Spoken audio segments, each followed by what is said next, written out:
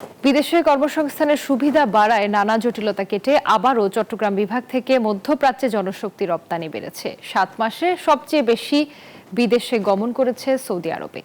কাতার, ওমানের পাশাপাশি ইউরোপ আমেরিকায়ও বেড়েছে বাংলাদেশিদের গমন। অন্যদিকে পুলিশ ভেরিফিকেশন তুলে দেয়ায় চট্টগ্রামে পাসপোর্ট অফিসে ভিড় বেড়েছে পাসপোর্ট প্রত্যাশীদের। পুলিশের জটিলতা কমায় সহজে পাসপোর্ট পেয়ে খুশি তারা। আবু জাবেদের ছবিতে চট্টগ্রাম থেকে নয়ন বড়ুয়া জয়ের রিপোর্টে বিস্তারিত।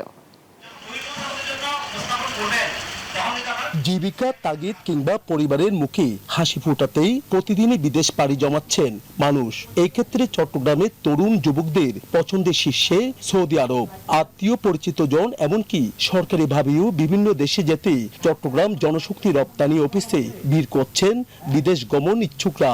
যা হয় এখানে হয় আর কি, এখানে তো কোনো জটিলতা নেই। এতদিন সুযোগ পায় নাই যাওয়ার জন্য, ভিসা পায় নাই, সেজন্য যায় না। এখন ভাই আছে, ভিসা দিছে।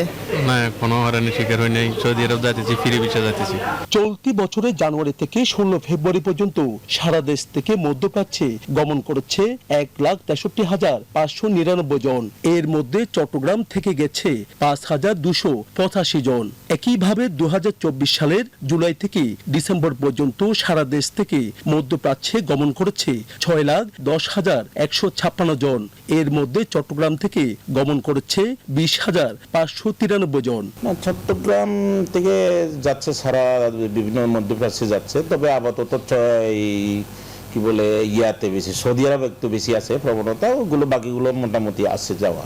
তবে বাংলাদেশি দক্ষ শ্রমিকদের বিদেশে কর্মসংস্থানের সুযোগও করছে সরকার। জর্ডানে এই যে গার্মেন্টস কর্মী একদম সরকারি খরচে তারা সরাসরি কোম্পানির ডেলিগেট আসবে, তারা ইন্টারভিউ নেবে, যারা দক্ষ তারা মনে করবে তাদেরকে সাথে সাথে তারা সিলেক্ট করে ফেলবে। এইদিকে বর্তমান সরকার পাসপোর্ট করতে পুলিশ ভেরিফিকেশন বন্ধ করায় চরম দুর্ভোগ থেকে মুক্তি মিলেছে পাসপোর্ট প্রত্যাশীদের। তাই সহজে এবং অল্প সময়ের মধ্যেই পাসপোর্ট পাবে এমন আশা তাদের। অনলাইন থেকে পূর্ণ করে সরাসরি নিজের বাচ্চাদের জন্য করতে আসছি। এখন যে তুলে দেওয়া হয়েছে সেক্ষেত্রে আমাদের সময়টা আরো কম সময়ের মধ্যে আমরা পাসপোর্ট পেয়ে যাব। এইদিকে ইউরোপ আমেরিকায়ও গমন বাড়ছে বাংলাদেশিদের। নয়ন বড়ুয়া জয়, নিউজ 24, চট্টগ্রাম।